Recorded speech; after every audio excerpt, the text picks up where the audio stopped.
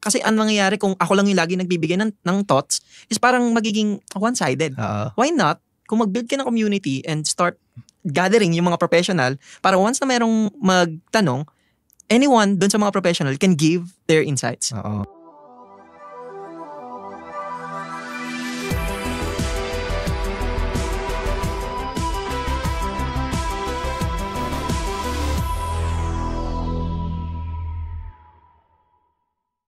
Welcome back to another episode of Kaka-Computer. So for today's episode, pag-uusapan natin why mentorship is important. So Brian, bakit nga ba importante ang mentorship sa mga IT professionals? Like any other profession or industry, importante na you have someone to ask questions on, someone experienced para you are guided on your path, and then hindi mo ma-commit yung mistakes na common for beginners. Di ba? Parang having a mentor, especially early on your career, will give you an competitive edge compared to your other colleagues. Ikaw, Rod, anong experience mo with mentorship? Para sa akin, mentorship, importante siya kasi ito yung way for us beginners or sa mga beginners, no? For us beginners or IT professional to skip yung ibang process na alam na nung mentor mo. Mm-hmm. Na kumbaga, let's say, parang in layman's term, merong 1, 2, 3, 4, 5 na steps. Pagka wala kang mentor, dadaanan mo lahat yun. Yeah, pero pagka may mentor ka, alam mo na yung mga ma-experience mo sa 2, sa 3, sa 4. Kasi minsan mapupunta ka na sa 5 ka na. Kasi nadaanan ng mentor mo na yun. Kumbaga ma-avoid mo na yung mga dapat ma-avoid and mabibigay na agad sa'yo yung idea ng mentor mo na ito yung kailangan mong magawin para maiwasan mo itong mga mga mistakes, no? Or mistakes mga, na to. Hindi dapat, no? Yes. And ikaw personally, nung nagsisimula ka lang, may mentor ka ba nung time na yun? Yes, for sure. Meron. So parang yung first work ko, actually lagi ko siyang binabrought up sa mga contents ko rin, no? Mm-hmm. So si Kuya Eman, shoutout kay Kuya Eman. So basically si Kuya Ems yung parang naging first mentor ko. Mm-hmm. Kasi kumbaga, ang alam ko lang nung first work ko is PHP lang. And then nung nag-work na kami, ang ginagawa na namin doon is hindi PHP, JavaScript, jQuery, and then MySQL. So I don't have any idea doon sa JavaScript. Sabi ko, oh my God, ano to? jQuery na to. Wala akong alam. So ngayon, eto si Kuya Ems, sila naman yung nag-work na sa JavaScript, which React yung gamit nila. So si Kuya Ems, siya yung parang naging mentor ko, or actually, siya yung naging mentor ko. And then, siya yung nagbibigay sa akin, ganito gagawin mo dyan, pagka mag-loop ka, ganito gagawin mo dyan, pagka ma-massage ka ng data. Doon, sabi ko, okay, parang nakakaskip na ako agad ng mga time for researching. So, sobrang nag-accelerate yung learnings and growth mo because of that mentor. Si Sir Ems. Shout out din. Ems, shout out sa'yo. Ako naman, I also have the same experience, no. Although hindi ako naghanap talaga ng mentor, parang eventually na may na meet lang ako, and it was actually my college instructor na kasi while I was presenting our capstone project, parang he was impressed na okay, galing to. And then because of that, parang nag-network kami, and then because of our network, parang in his sideline, parang hinire niya ako even before I graduated. So, nice. Yun nga, balik tayo sa networking. Parang importante din yung networking, and that includes having a mentor. And because of him, Sir Chris, shout out. Yun. Shout out sa'yo, Boss Chris. So, yung naman niya, hindi naman siya on the development side, but more on the personal development and growth. Kasi he had his own software development agency. And since parang na-impress siya sa project ko, parang hinire niya ako doon para gumawa ng system sa mga clients. So doon na nag-start? Doon na nag-start, and then tinuruan niya ako how to talk to clients, how to write contracts, proposals, how to communicate, gano'n. And inabsorb ko lahat ng yun. And which led me to founding Pocket Devs, which is what we are now. So doon ako nagsimula talaga because of my mentor before. Now, if beginner ka, let's say na we didn't have the same experiences as you have. Wala tayong How do you find a mentor? Kung beginner ka talaga. That's a good question, no? So actually, right now, sobrang daling makakuha ng mentor. Mm-hmm.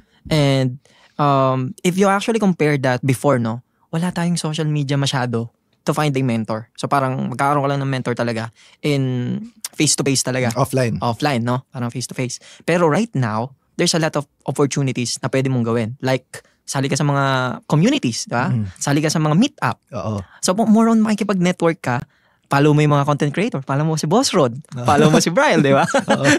Ganun. Pero yun talaga eh. I mean, right now, parang dapat yung mga beginners ngayon, i-utilize nyo na yung platforms na meron tayo ngayon. Na tipong, meron na tayong mga communities na nabibuild, meron na tayong mga content creator, try to reach out, seek help kung meron kayong kailangan na help, no? Kung may mga gusto kayong isolve, may mga katanungan kayo, and then find someone on that community to talk to.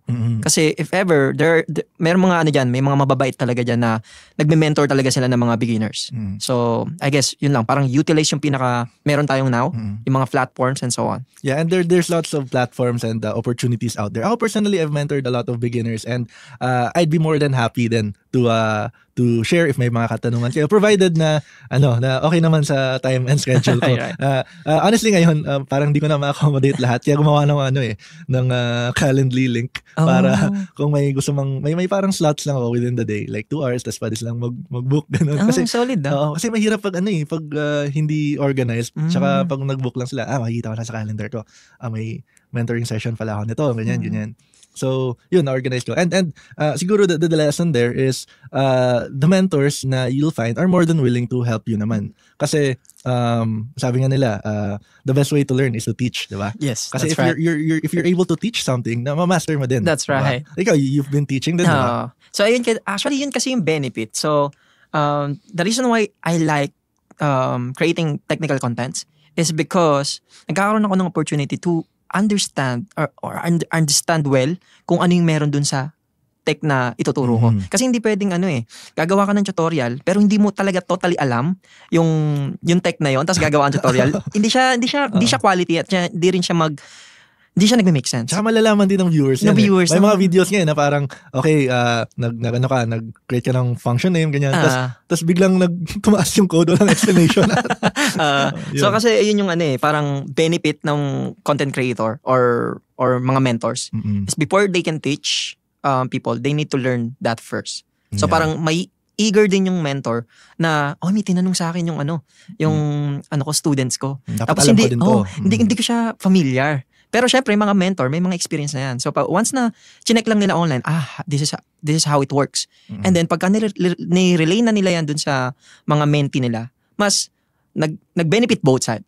Natutunan ni mentor how it works and nakatalon or nakaskip ng step ito si mentee para sa mga research or something. Kasi straight to the point na so, win-win for both sides, diba? Both sides. And since we were talking about mentors and finding mentors, now, since maraming possible mentors, what qualities should you look for in a mentor? Siguro sa akin, first na kailangan nyo malaman or makita sa mentors is yung willing ba si mentor. Kasi yun yung parang first quality na kailangan yung makita sa mentor. Kasi may mga magagaling na programmers pero hindi sila willing. Parang na ano lang sila na ang tawag doon? Parang napipilitan lang. Na-annoy din minsan. Na-annoy kasi ang kulit naman ito, ganito, ganyan. So, siguro first, yun, tignan nyo muna kung willing ba si mentor. And second, may time ba si mentor? And then yung quality na mentor na kailangan nyong hanapin is yung someone na gusto talaga kayong turuan ng quality. Kasi may mga mentor na gusto ko lang makausap, ganito, ganyan. Pero yung nabibigay niyang quality sa'yo is hindi talaga enough for you to learn. So, and to add on that first point, yung hindi ibig sabihin na magaling siya na developer or programmer, magaling na rin siya magturo. That's right. May mga magaling na programmer pero hindi ganun kagaling magturo. And then the other way around, mga hindi masyadong magaling mag-code pero magaling siyang mag-explain. And siguro I fall on the latter. Yun. And also, another thing that you should look for in a mentor is yung credibility niya. That's right. If baka mentor lang. Mentor lang. Baka networking na. In-invite ka na sa Starbucks. Pyramid. So, yun. You should look for a mentor that's credible. And makikita mo naman yan through his profile, whether in LinkedIn, kung may mga certifications man siya, if any. And before we go further, we'd like to thank our sponsor for today, White Cloak Technologies. And if you are enjoying the episode, please don't forget to subscribe and share with your friends as well to learn more about exploring the IT field. What are effective ways to approach mentors? Paano ba mag-approach ng mentor? Oo nga, no? May pa-mentor nga. Ganun ba? Paano ba? siguro kaya nagkakaroon talaga ng mahirap talagang humanap ng mentor is yun nga, first step paano mag-approach, which napakagandang question, no. Siguro sa akin wala siyang strict na flow na kailangang sundan.